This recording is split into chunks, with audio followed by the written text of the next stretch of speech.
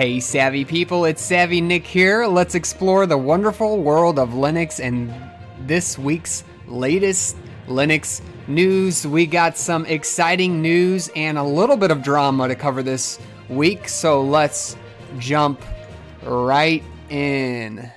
Welcome everyone to the stream. Thanks for stopping in and stopping by. A few familiar faces as well as brand new people to the stream. Thanks again for stopping in.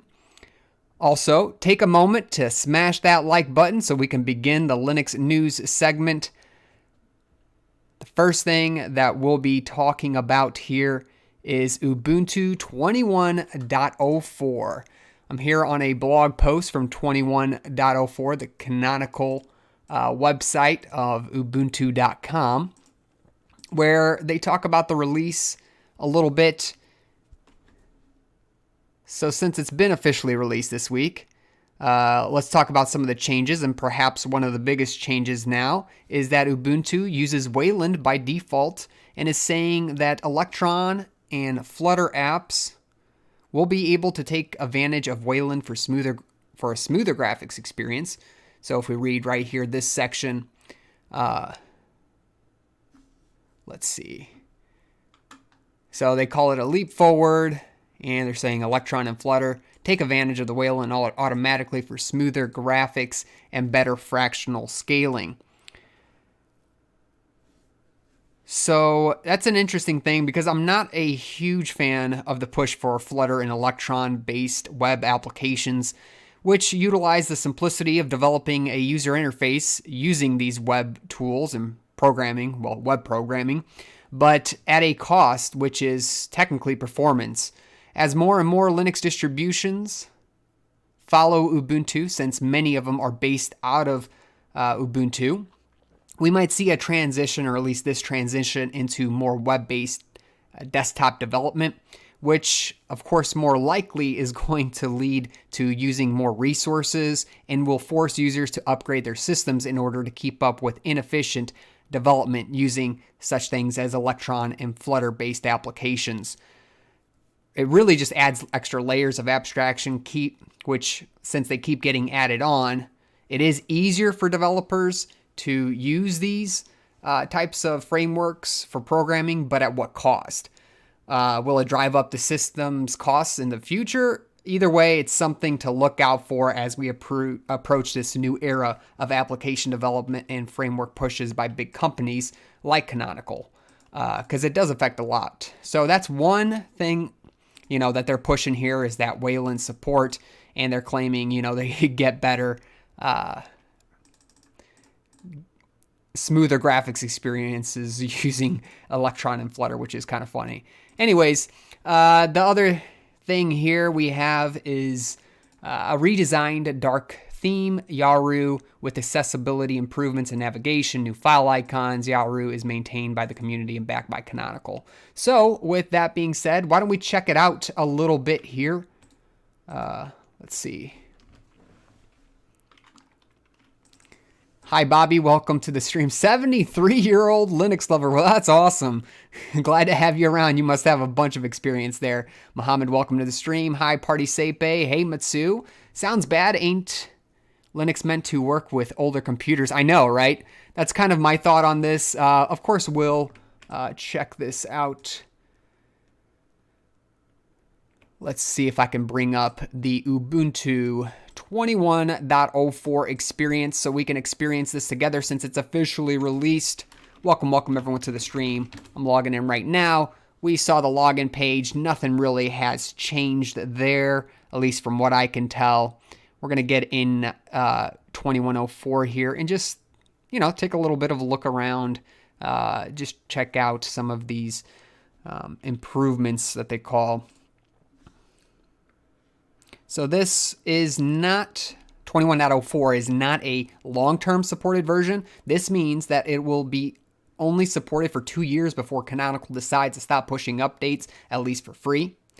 So if you're one who likes an extremely stable environment and doesn't want to worry about the drop support, and wants that support for an extended period of time, this one might not be for you, and you might want to stay away from upgrading until 2020 or 22.04. so next year's release, which will be a long-term supported version. They do it every 2 years, and that one is actually supported for 5 years. So if just keep an eye out on that one, of course. Also, if you're just stopping in, make sure to smash that like button for me as we continue looking through Ubuntu 21.04. So nothing really has changed as far as the desktop experience goes, or at least nothing that I've noticed right off the bat. Of course, they changed the wallpaper up, but that's nothing crazy. As far as hitting activities, you have the same workspaces on the right-hand side, the Ubuntu dock on the left-hand side. You hit show applications and you see the various different applications. Now, one thing I've heard is that some of the icons have been changed in here. I don't know specifically which icons have been changed here. So the main changes are, at least for the desktop environment, are some redesigned icons. Wayland is now used by default. There's better Active Directory support, which they've been pushing, and an updated dark theme, which we'll try to check out. So in case you don't like using Wayland here, let's see if we can check this out. If we log out of the current desktop session, let's see, I'll bring that back here. Make it a little bigger. If we click on our user, and then you go down here, you should be able to switch between. So like I said, Ubuntu now has Wayland support by default. So that's what you're using with your desktop environment. So if you do not like using Wayland, you do still have the option of launching the Xorg supported version down here by hitting Ubuntu on Xorg. So know that that's an option, and know that you can get between the two if you need to. But I'm going to go back into Wayland since that's the one that they're, the one that they're trying to tout here with the latest and greatest Ubuntu 21.04. All right, back into the desktop.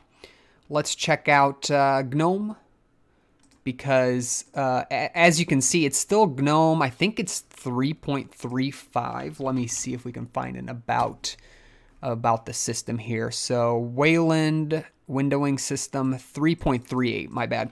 So it's 3.385 is the version that they're using. There's not really anything from 40. We all know that GNOME 40 has been released recently, so they did not bring much in from there, if anything at all. There might be just a couple applications that have been updated since they were ported over from 40, but nothing too crazy here. Very much the same as what you've been using in the past if you have been using Ubuntu as your main Linux distro.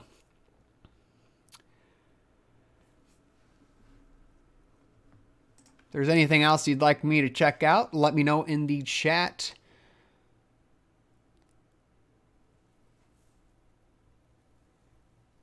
In January this year, I got into the world of pie. Now I have 3. Nice job. What are you doing with those pies at this point? I have a mortal fear number 7 and 3 causes. And I'm like,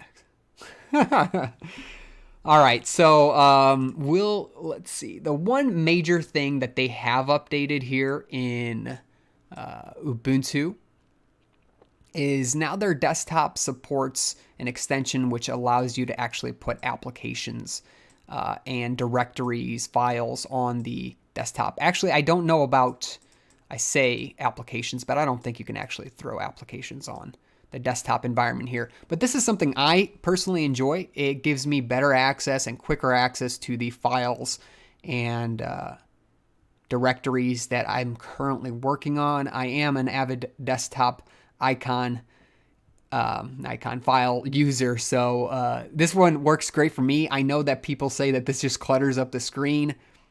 What can I say? To each their own. But it doesn't seem like we can actually throw applications on the desktop. At least I haven't found a way yet. It would be nice for them to be able to give us that support as well. I wouldn't mind having the applications directly on the desktop environment and, be able to access them that way as well. Great question, Pavan. Does it support fractional scaling in Wayland? Yes, that is one of the big selling points and practicalities of Wayland. It does support fractional scaling amongst many of the applications available here. That is one thing that they're touting through the blog post and official release notes. All right, let's see here.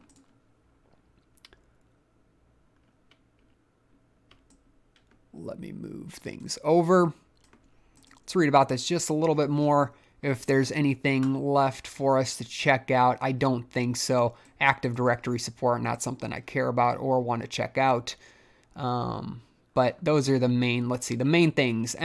MSSQL on Ubuntu, Active Directory support, Flutter and Wayland, a smoother graphics experience, new dark theme. The dark theme is what we missed. I knew there was something there I wanted to check out. So let's see if we can figure out how to change up the theme here. I think it's an appearance. Here we go. Dark. You know what? I right off the bat, I can't tell a huge difference here.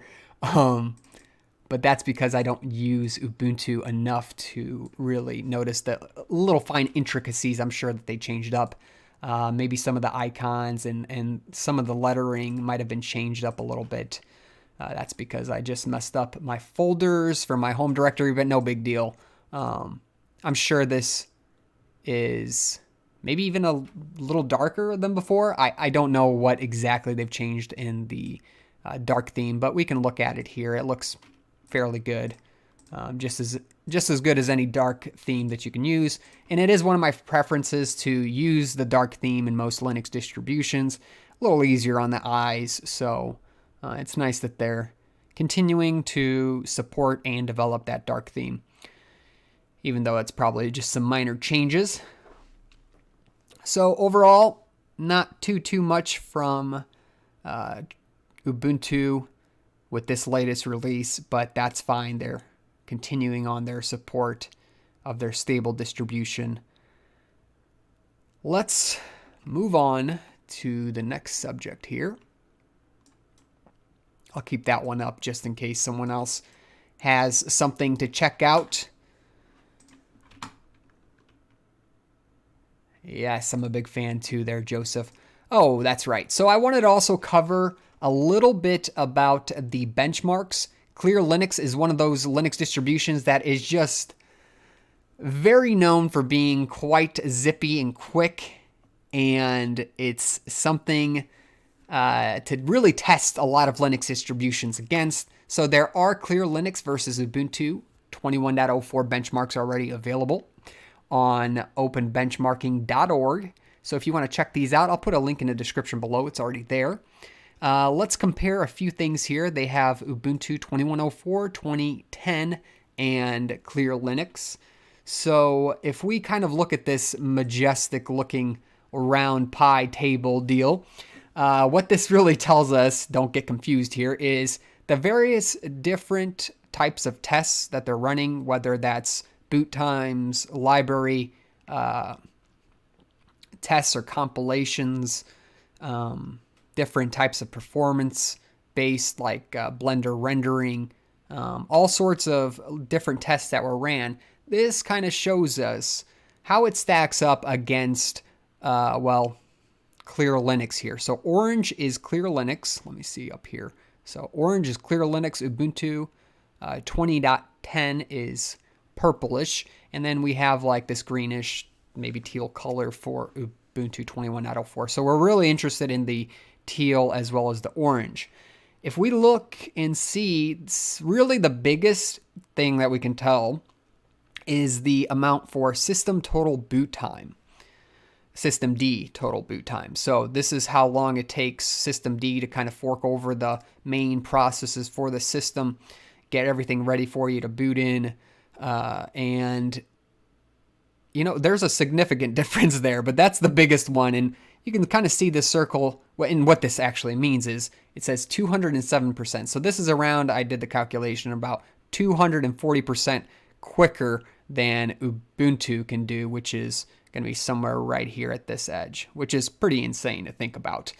Anyways, when it comes to competition against itself, you can see that they've definitely improved in some areas, but nothing. I mean, it's not like an overall crazy better performance or anything like that, but it's something always interesting to check out. If you want to see those various different benchmarks, very easy to check out here through the various different tests.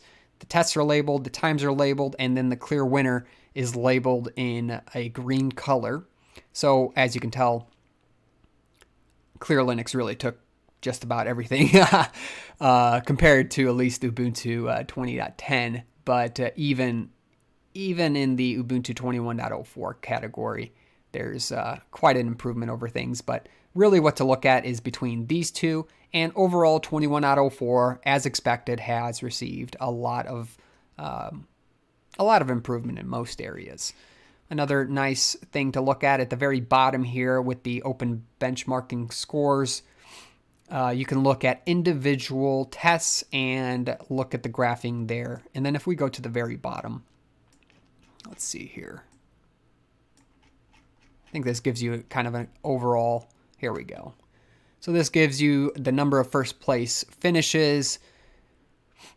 Ubuntu 20.10 only in 2% of all tests actually won out, and then 21.04 in 10%, and then Clear Linux 85%. So if you want something extremely optimized and performance driven, Clear Linux, if you didn't already know, is definitely one to take a look at.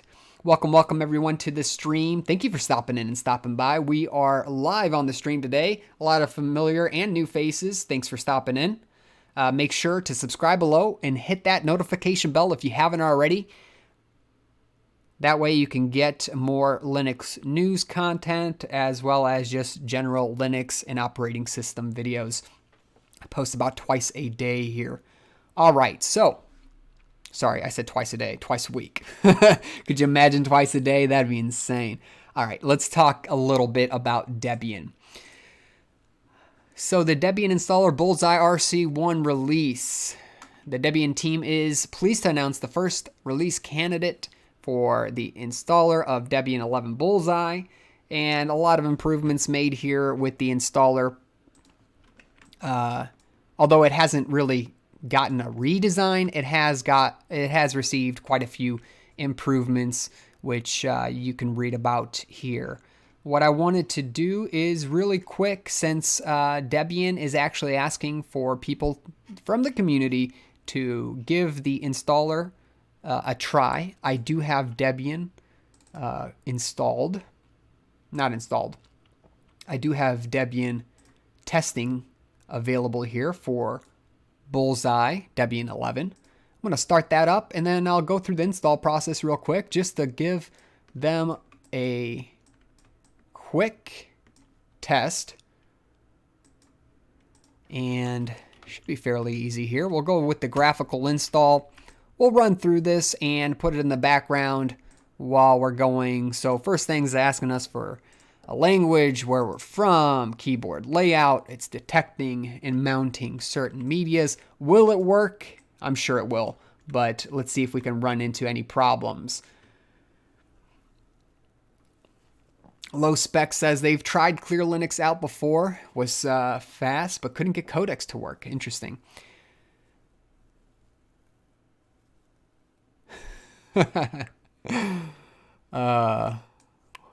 What about Watch Mojo releases 4 to 5 a day? I know, it's insane. We don't need a domain name. Let's configure the network, set up our passwords, and we'll go on. This is for the user, I think. No, that was probably for the root user. There we go. Regular user's password. So everything looks very similar to what it did before. Kind of my first time running through Eastern Works. Don't see many changes, so nothing with the GUI has changed as far as the installer goes here in Debian 11. At least as far as I can tell, even the same exact questions being asked, but I'm sure things have been a little optimized, and we're off to installing the base system. Should be asking us about installing various different desktop environments and or packages here soon. Yeah, Watch Mojo, that's hilarious. I mean, it's one of those huge farming content type conglomerates, let's call them. They just, like you said, get out as much content as they can and see what can go viral, and that's how they make their money, I'm sure. But hey, good for them. What can you say? They're probably doing pretty well right now. Let's see. All right. And then if you do want to try Debian out, I will put a link in the description below. This is Debian 11, of course.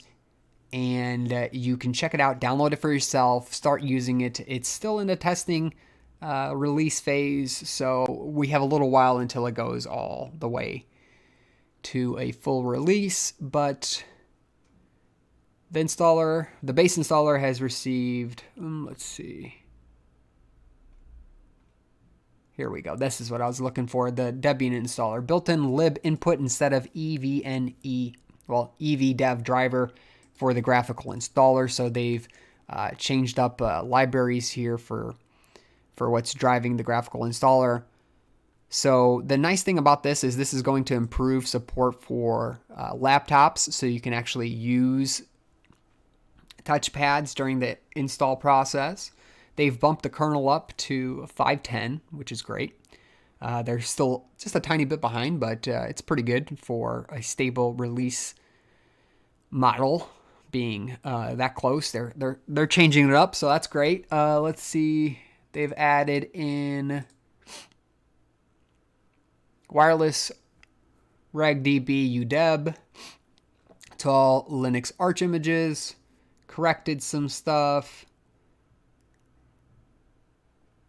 and updated the minimum disk and memory sizes. They've done quite a bit here, actually, when you look at it. Not much on the front end, but hey, that's all good.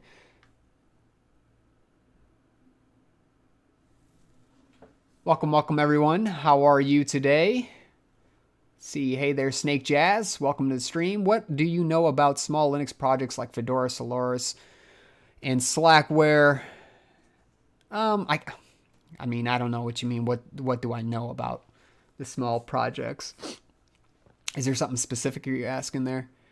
I have tried GNOME as well a few times. Never could enjoy it. See, I'm all right with GNOME. Especially GNOME 40. I gave that a shot. I'm a fan of it.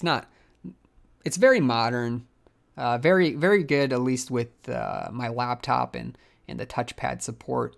Got to give it to them. As things get more and more mobile, there's going to be a strong push for very mobile-friendly desktop environments, and it looks like they're trying to keep up. So got to give it to them. A lot of Linux distributions use GNOME. So, hey there. Himanashu, welcome.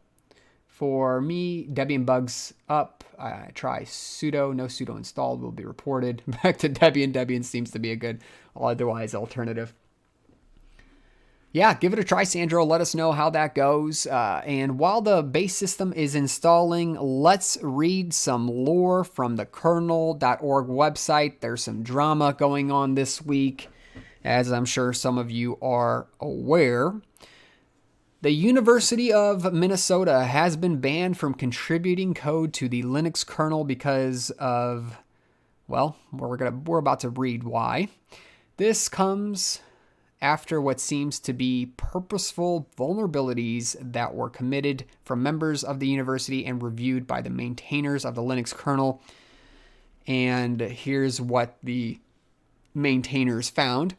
This is a post here. Really, it's an email from Greg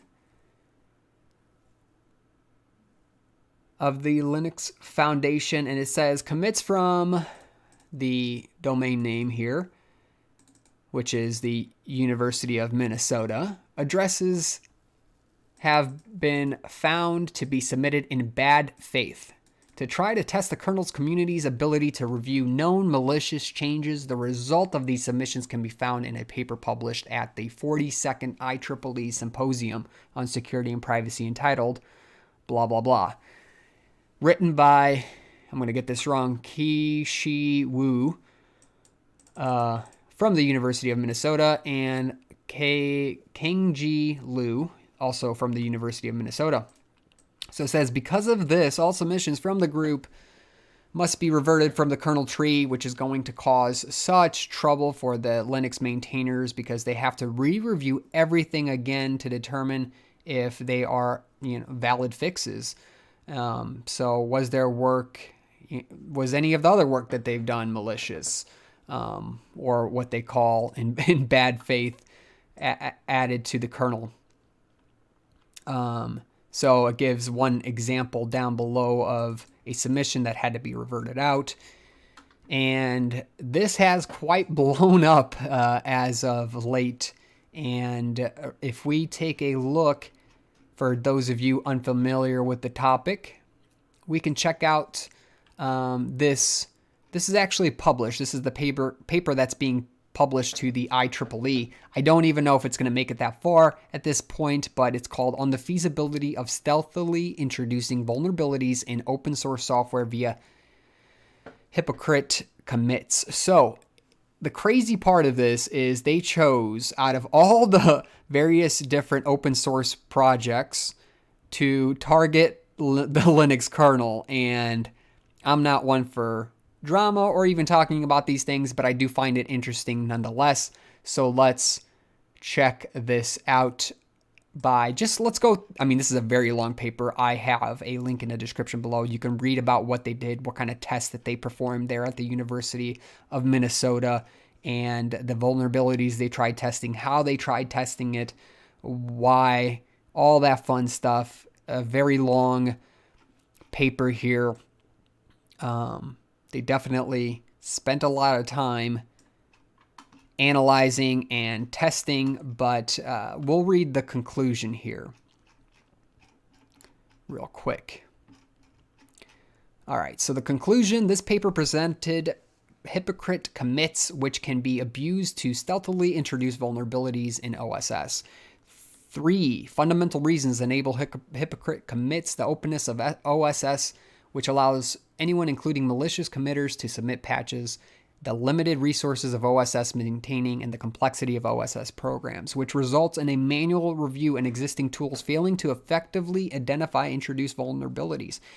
We then systematically characterize immature vulnerabilities and study how malicious committer can turn immature vulnerabilities into real ones. We also identified multiple factors that increase the stealthiness of the introduced vulnerabilities, including concurrency, error paths, aliases, indirect calls, etc. Furthermore, we provided a proof of concept to safely demonstrate the practicality of hypocrite commits and measure and quantify the risks. We finally provided our suggestions in mitigating the risk and hypocrite commits and hope to have our findings could motivate the future of improving patching process of OSS.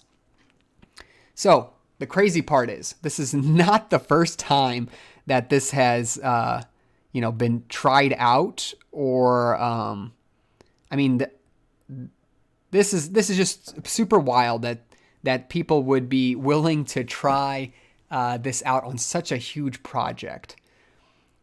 They spent so much time, and they thought they were doing such a good thing for the community, I guess, when it really brought up moral and ethical questions and comments, and just a huge community response, especially Linux, in the Linux community. The whole university has been banned from submitting to the Linux kernel, which is pretty wild to think about.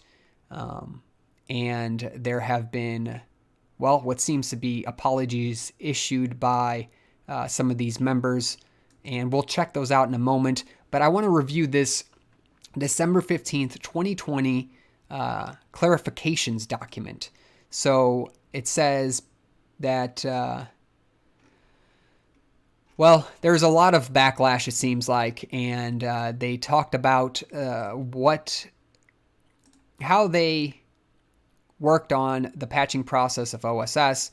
They go under the goal of trying to improve the security and patching process, and that's why they kind of created this paper, and they were trying to submit it to the IEEE for a symposium coming up here in, I believe, May. And even back here it says, or back then, I guess this is again in December 15, 2020, I apologize for misleading the abstract, which did not show the details and caused many confusions and misunderstandings. Therefore, we would like to make a few clarifications. And they try clarifying the work here. So I'll read through this a little bit. We would like to first mention that we are a young research group. So they're saying, they're young, don't blame us, which is, I don't know, a weird start. But with improving the kernel security as the first priority, so what they were really trying to do is improve kernel security, although they were saying that they were trying to also test vulnerabilities in OSS projects. I don't know why you start with the Linux kernel first. In the past several years, we devote most of our time to improving the Linux kernel, and we have found and fixed more than 1,000 kernel bugs. The extensive bug finding and fixing experience also allowed us to observe issues and patching process and motivated us to improve it. Thus, we consider ourselves security researchers as well as OSS contributors. We respect OSS volunteers and honor their efforts. We have never intended to hurt any OSS or OSS users. We did not introduce or intend to introduce any bugs or vulnerability in OSS. So then they make a bunch of clarifications. I'll put, again, a link in the description below so you can read more about this and read the papers. Make your own judgments. Again, this is not something I'm necessarily judging or anything like that, just kind of reading about it because it is very interesting to see. So they pretty much got this reviewed by a board on whether or not they thought this was an ethical test. And it looks like things cleared because I don't know why else they would continue on doing this. But basically, the backlash was pretty wild. So this is the GitHub repo here for one of the research contributors. And they are named on the paper. And they have, just a tremendous amount of backlash from community members of perhaps Linux or just people in general. It's pretty wild. So we can just look at the most upvoted one, or seems to be the most upvoted one here right off the bat. We have basically the Linux kernel is not some toy that you play with. It's a critical infrastructure. You need to have an agreement in place before conducting this research. It's common sense. So sounds like they didn't have a agreement, which I don't think they would have an agreement based on the fact that the whole University of Minnesota has been banned from contributing to the Linux kernel because of this. But a good mention, it seems like, by JK89. And you can see the various different posts here right on the GitHub page where the research paper was submitted. It is pretty wild. There is actually an apology in here from one of those research contributors, or one of the people who actually wrote up the paper that we kind of looked at here at the beginning. The author is getting a lot of flack. Now, it seems like they've realized what they've done, and they do issue an apology to the maintainers in the community that were involved in the patch review process. And they claim that the work indeed wasted their time and to review these buggy patches. And they weren't trying to do this really maliciously, is what they're kind of saying. Although there really hasn't been many people siding with that. As you can see, there's quite the amount of dislikes as opposed to likes on that one particularly. But it's quite interesting. So like they really did screw over future students who could have contributed to the Linux kernel and put that on their resume. It's a wild story, so check it out in further depth if you're interested. We'll see how this one plays out, but Very interesting stuff, and it makes you wonder how many other organizations out there are trying to test the Linux kernel. And it's amazing how much effort and time these Linux maintainers and developers put in of their own really free time. And, there's a lot to it, including reviewing these types of patches that come in with, perhaps even malicious intent. Back to the installer of Debian. Let's see. No, I don't have anything extra. United States. We'll use the deb. That's fine. No proxy. Let this finish up. How is everyone today? Welcome to the stream. Thanks for stopping in and stopping by.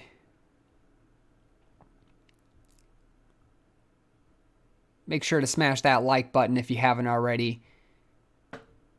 We're having a great time reviewing the news today. Looks like this is coming through just fine. I think we'll be able to launch Debian before long here. Again, we're just testing that for the Debian community as they're asking for it, since they're supplying newer installer options.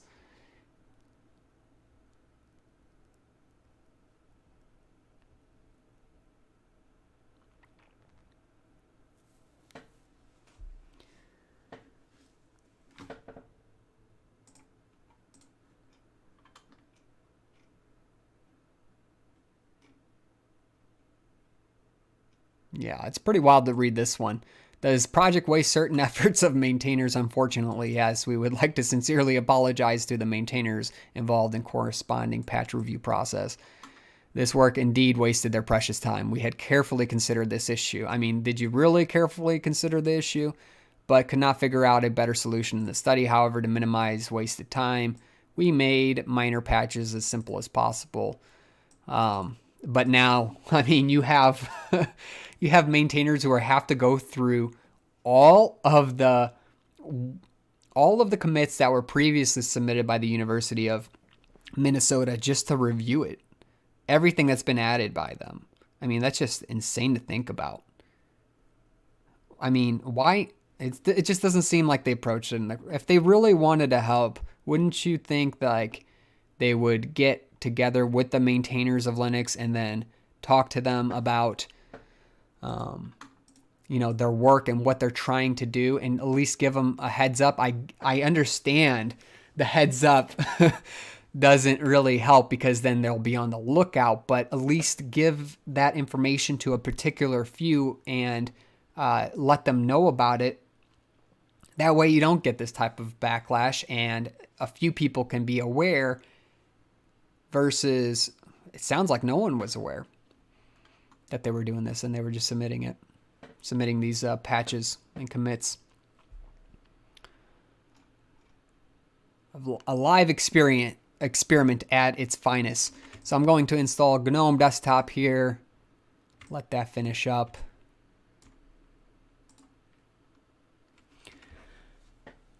Hey Nick, I'm thinking about installing Arch on my PC. I have a 1 terabyte HDD. Do I use 500 GB for Arch?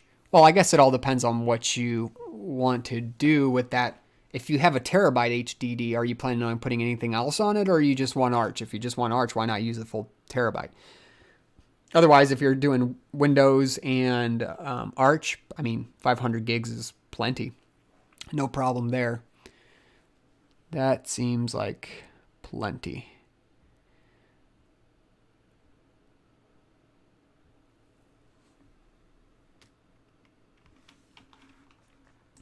Wild week. Looks like the software install is coming along just fine here in Debian 11. No problems. Packages are being installed. We're almost done with the installation.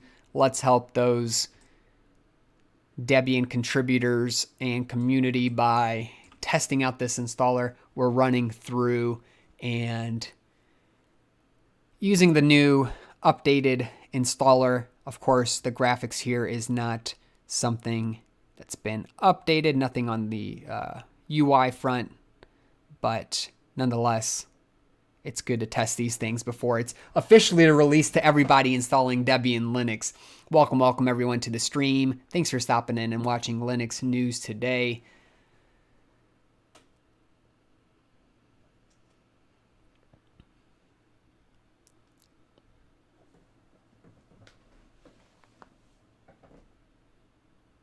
I wonder how many people were in on that study for the University of Minnesota Linux kernel submission. Be interesting to, I guess the whole, the research paper will outline all of that, but it'd be interesting to figure out. I haven't been able to read through everything quite yet, but it's crazy to me that a whole university's banned because of the actions of what seems to be just a few people, but we'll see.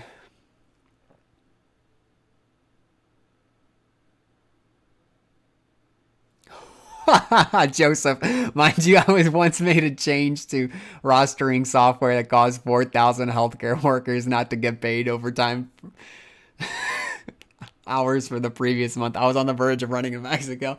We all make mistakes, Joseph. That's I'm glad you share that. We're all human. Yeah, production environments suck. You never know what's gonna pop its head until your day of, you're actually putting in the changes, updating things, and all of a sudden things go south and you're there sweating bullets. I get it. It's hard. It's a struggle. But that's why they pay you the big bucks, I'm sure. That's a funny one. I'm trying to think of anything that crazy that's happened to me. Usually there's always a revert environment ready to go, so if anything really goes south. But I'm not also controlling a huge database of people who are getting paid, so that one blows my mind. Nice share there. That's pretty wild.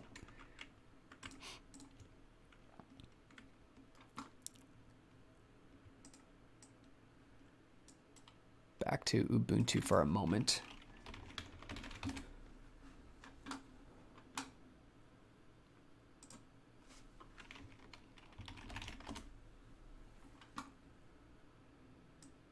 How well does this work? Oh, it works pretty well.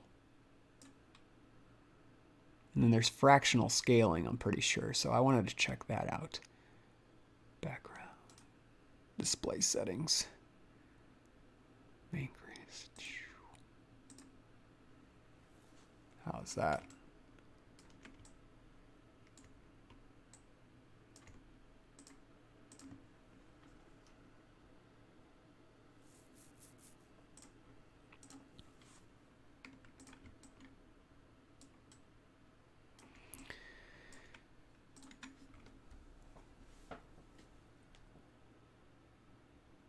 I've never eaten so much humble pie. Yeah. I get it, though. I get it. I'm using MX Linux at the moment. Tempted to give Debian a try. Not sure if I want a hassle that comes with it, though. I mean, honestly, if you're happy with MX Linux, I don't see what's the point of going to Debian. Is there something on Debian that you prefer as opposed to MX Linux? Otherwise, it's mainly the stability, how stable you want it. MX is pretty stable as well. I would think personally MX Linux is a little easier to use, unless you want to try something very specific on Debian. I don't really suggest using it. Hi Nick, how many operating systems can I install on a single hard drive? Well, give it a shot. I don't know exactly how much you can install, but it's going to be really down to two things. How much space does each of those operating systems actually take in order to install on that disk? That's going to be really your cutoff. So let's say you have 100 gigs and each operating system takes 10 gigs. Well, you could probably extrapolate that you can install about 10 operating systems before things go to crap. But you also have other places like EFI entries. So the EFI entries might actually be the limit for you. So if you imagine a lot of boot entries that have to be made on the EFI partition, if your EFI part is very small, well, eventually the kernel and the entries are going to fill that space up, and you won't be able to install anymore. But it's very subjective. Depends on what you're installing, what operating systems. Some like Windows take a lot more, or Mac OS take a lot more than what something like Linux is going to take up. Stability is what I'm looking for. Well, look no further. Debian is the solution. Yeah. It's strange how Debian Ubuntu-based systems appear to work with more systems than Debian itself. Why is that? How Debian? Because they're based. So Debian has a very stable model, unless you go with SID, which is, I think, their unstable model.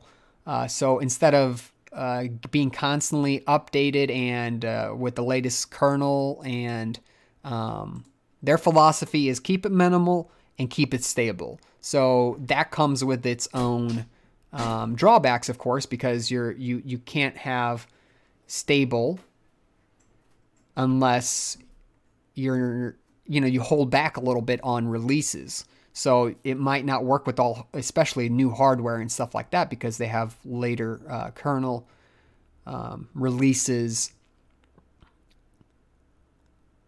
So they might not be, up to date. When is Debian 11 coming? I'm not exactly sure on the exact date on that one. Let's see. I don't think there is a release date quite yet, but I would imagine somewhere midsummer, if I had to guess. Debian 11 's still chugging along in the background. I might be ending it before that thing finishes out.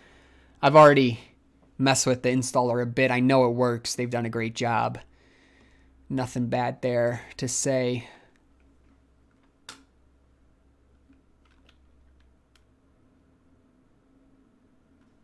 Is there any good desktop environment with tiling Windows support?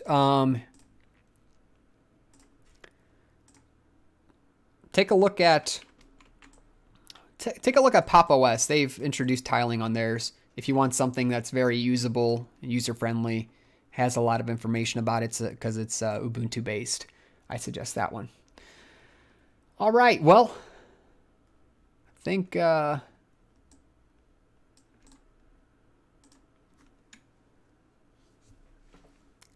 think we're done, unless we have a little bit more questions. Make sure to check out this crazy story about the maintainers of the Linux kernel and the University of Minnesota and how they got banned, or check out the video previously, what was on the video where I was talking about it here.